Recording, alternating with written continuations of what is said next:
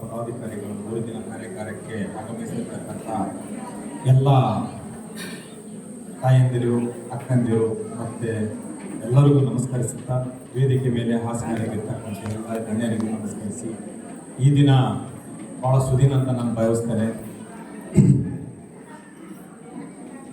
ನೀವೆಲ್ಲರೂ ಅಗ್ರಿಕಲ್ಚರ್ ಬ್ಯಾಕ್ಗ್ರೌಂಡಿಂದ ಬಂದಿದ್ದೀರಲ್ವಾ? ಕೃಷಿ ಆಧಾರಿತ ಮಹಿಳೆಯರಲ್ವಾ? ಅದು ಬಿಟ್ಟು ಯಾರಾದ್ರೂ ಇದ್ದೀರಾ? ಒಬ್ರು ಇಬ್ರು ಅಂದ್ರೆ ಅವರು ಕೂಡ ಊಟ ಮಾಡ್ತಾರಲ್ವಾ? ಅಲ್ಲ, ಊಟ ಕೂಡ ಕೃಷಿಯಿಂದಲೇ ಸರಿ ಬರೋದು. ಹಾಗಾಗಿ ಒಂದಲ್ಲ ಒಂದು ರೀತಿಯಿಂದ ಎಲ್ಲರೂ ಕೂಡ ಕೃಷಿ ಆಧಾರಿತ ಕೃಷಿ ಚಟುವಟಿಕೆಗಳನ್ನ ಅನುಸರಿಸುತ್ತಾ ಆಹಾರವನ್ನು ಸೇವಿಸುತ್ತಾ ನಾವು ಬದುಕ್ತಾ ಇದ್ದೀವಿ ಅಲ್ವಾ? ಸೊ ಹಾಗಾಗಿ ನಾವು ಈ ಕೃಷಿಯಲ್ಲಿ ಮಹಿಳೆಯರ ಪಾತ್ರ ಏನು ಅನ್ನೋದು ಒಂದು ನಮಗೆ ಕೊಟ್ಟಿರ್ತಕ್ಕಂಥ ಒಂದು ಟಾಪಿಕ್ ಆಗಿರ್ತದೆ. ಸೊ ಕೃಷಿಗೆ ಮಹಿಳೆಯರೇ ಇಲ್ಲ ಅಂದ್ರೆ ಕೃಷಿ ಆಗುತ್ತಾ? ನಾವು ಸಾಕಷ್ಟು ಪುರಾತನ ಕಾಲದಿಂದ ಇತಿಹಾಸ ತಗೊಂಡು ನೋಡ್ತಾ ಹೋದ್ರೆ 25% ಗಂಡು ಮಕ್ಕಳು ಮಾಡ್ತಾ ಇದ್ರೆ ಇನ್ನು 75% ಮಹಿಳೆಯರೇ ಪಾತ್ರನೇ ಜಾಸ್ತಿ ಆಗಿರುತ್ತೆ. ಹಾಗಾಗಿ ಮಹಿಳೆಯರು ಇಲ್ದನೆ ಕೃಷಿ ಇಲ್ಲ, ಕೃಷಿ ಇಲ್ದನೆ ಬೆಳೆ ಇಲ್ಲ, ಬೆಳೆ ಇಲ್ದನೆ ದವಸ ಧಾನ್ಯಗಳು ಇಲ್ಲ, ದವಸ ಧಾನ್ಯಗಳು ಇಲ್ಲದೆ ನಮ್ಮ ಆಹಾರ ಇಲ್ಲ.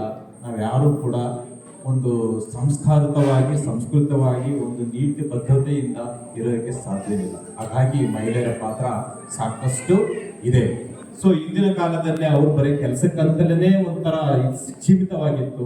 ಅದಲ್ಲ ಅಂತ ಹೇಳ್ಬಿಟ್ಟು ಇತ್ತೀಚಿನ ಒಂದು ಪರಿಸ್ಥಿತಿಯಲ್ಲಿ ಅದು ರಾಜ್ಯ ಸರ್ಕಾರದಿಂದ ಆಗಿರ್ಬೋದು, ಕೇಂದ್ರ ಸರ್ಕಾರ ಆಗಿರ್ಬೋದು, ಈ ರೀತಿ ಒಂದು ಗುರುಗಳ ಒಂದು ಮಹಿಳಾ ಸಂಘದ ಸಾಕಷ್ಟು ಮಾಹಿತಿ ನಿಮಗೆ ಸಿಗ್ತಾ ಇದೆ. ಆ ಮಾಹಿತಿ ಯಾವ ರೀತಿ ಇರ್ಬೇಕಂತಂದ್ರೆ ವಿಜ್ಞಾನ ಪೂರ್ವಕವಾಗಿ, ವೈಜ್ಞಾನಿಕ ಆಧಾರಿತವಾಗಿ ಎಲ್ಲಾ ರೀತಿಯಿಂದಲೂ ಕೂಡ ಅನುಸರಿಸುವಂತಾಗಿದೆ. ಸೊ ನಾನು ಇತ್ತೀಚಿನ ದಿನಗಳಲ್ಲಿ ನಾವು ನೋಡ್ಬೇಕಾಗಿರೋದು ಏನಪ್ಪಾ ಅಂತಂದ್ರೆ, ನೀವೆಲ್ಲರೂ ಹಾಸನ ಜಿಲ್ಲೆಯವರ ಬೇರೆ ಬೇರೆ ಜಿಲ್ಲೆಯಿಂದ ಬಂದಿದ್ದೀರಾ. ಸೊ ನಾನು ಯಾಕಂತಂದ್ರೆ ಇತ್ತೀಚಿನ ದಿನಗಳಲ್ಲಿ ಸಾಕಷ್ಟು ಮುಸುಕಿನ ಜೋಳವನ್ನ ಬೆಳೀತಾ ಇದ್ದೀರಾ. ಯಾರಾದ್ರೂ ಮುಸುಕಿನ ಜೋಳ ಬೆಳೀತಿಲ್ಲ ಅಂದ್ರೆ ಯಾರ್ಯಾರಿದ್ದೀರಾ? ಇಡೀ ರಾಜ್ಯಾದ್ಯಂತ ತುಂಬಾ ಬೆಳೀತಾ ಇದ್ದಾರೆ. ರಾಜ್ಯಾದ್ಯಂತ ಆವರೇಜ್ ಆಗಿ. ಯಾಕೆ ಹೇಳ್ತಾ ಇದೀನಿ ಅಂದ್ರೆ, ಉದಾಹರಣೆಗೆ ಹಾಸನ ಜಿಲ್ಲೆಯನ್ನು ತಗೊಂಡ್ರೆ, ಬರೀ ಹಾಸನ ಜಿಲ್ಲೆಗೆ 1,15,000 ಹೆಕ್ಟೇರ್ ಅಷ್ಟು ಜಾಗ ಬರೀ ಮುಸುಕಿನ ಜೋಳ ಬೆಳೆದಿದೆ.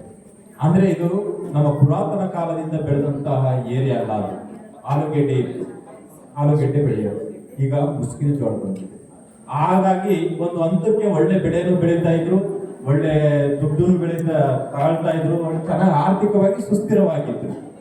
ಈಗೇನಾಗಿದೆ ಅಂತಂದ್ರೆ 2023, 24, 25ನೇ ಸಾಲಿನಲ್ಲಿ ಬಿಳಿ ಸುಳಿ ರೋಗ ಅಂತ ಒಂದು. ಈ ಬಿಳಿ ಸುಳಿ ರೋಗ ಬಂದ್ಬಿಟ್ಟ ಆದ ನಂತರ ನಿಮಗೆ ಏನು ಎಕ್ಸ್ಪೆಕ್ಟೇಷನ್ ಇತ್ತು ಆ ಇಳುವರಿ ಕಡಿಮೆ ಆಗ್ತಾ ಇದೆ. ಆಮೇಲೆ ಬಂದ್ರೂ ಕೂಡ ರೋಗ ಬಂದಂತಹ ಗಿಡಗಳನ್ನ ಮೇವಿಗೆ ಹಾಕಿದ್ರು ಕೂಡ ತಿನ್ನಲ್ಲ. ಆ ರೋಗ ಬಂದ್ರೆ ಮೇತೆನೂ ಕಟ್ಟಲ್ಲ. ಸೊ ಯಾಕೆ ಹಾಕ್ಬೇಕು ಇದನ್ನ? ಯಾಕಂತಂದ್ರೆ ನಾನು ಇದನ್ನೇ ಯಾಕೆ ಹೇಳ್ತಾ ಇದೀನಿ, ಒತ್ತಿ ಹೇಳ್ತಾ ಇದೀನಿ ಅಂದ್ರೆ, ಇಡೀ ರಾಜ್ಯಾದ್ಯಂತ ಮುಸುಕಿನ ಜೋಳ ವ್ಯಾಪಕವಾಗಿ ಬೆಳೀತಾ ಇದ್ದಾರೆ.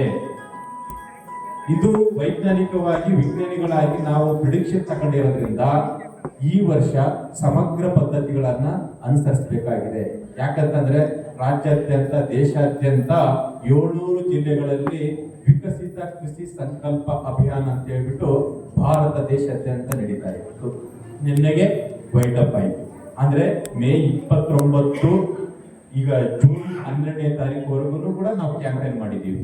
ಹಾಗೇನೆ ಹಾಸನ ಜಿಲ್ಲೆಯಲ್ಲಿ ಪ್ರತಿ ತಾಲೂಕಿನಲ್ಲೂ 5 ಗ್ರಾಮ ಪಂಚಾಯತಿಗಳಂತೆ ನಾವು ಮೇ 29ರಿಂದ ಇಲ್ಲಿವರೆಗೂ ಮಾಡ್ತಾ ಬಂದು ಮಾಹಿತಿಯನ್ನು ಕೊಟ್ಟಿದ್ದೀವಿ. ಆ ಮಾಹಿತಿ ಏನು ಆ ಕ್ಯಾಂಪೇನ್ ಅಲ್ಲಿ ಇತ್ತು ಅಂತಂದ್ರೆ, ಕೃಷಿಯಲ್ಲಿ ಇರ್ತಕ್ಕಂಥ ವಿಜ್ಞಾನದ ಮಾಹಿತಿ ಒಂದನೇದು, ಎರಡನೇದು ತಂತ್ರಜ್ಞಾನಗಳು, ಆಮೇಲೆ ನೀವು ಅನುಭವಿಸಿರ್ತಕ್ಕಂಥ ಕಷ್ಟಪಡುವಂತ ಸಮಸ್ಯೆಗಳಿಗೆ ವಿಜ್ಞಾನಿಗಳ ಮುಖಾಂತರ, ಅಧಿಕಾರಿಗಳ ಮುಖಾಂತರ ತಾಂತ್ರಿಕ ಮಾಹಿತಿಯನ್ನು ಕೊಡುವಂಥದ್ದು.